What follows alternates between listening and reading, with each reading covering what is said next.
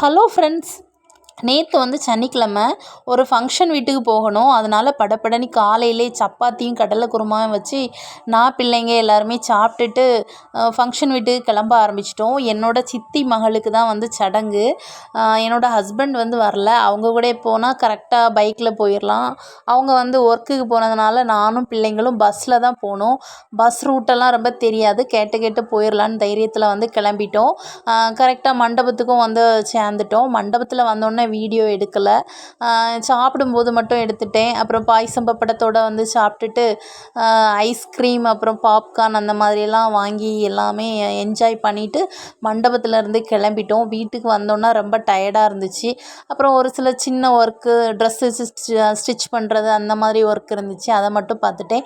நேற்று டே வந்து இந்த மாதிரி தான் போச்சு ஃப்ரெண்ட்ஸ். இந்த வீடியோ பிடிச்சிருந்தா ஒரு லைக் பண்ணுங்கள், நம்ம சேனலை மறக்காமல் சப்ஸ்கிரைப் பண்ணுங்கள் ஃப்ரெண்ட்ஸ்.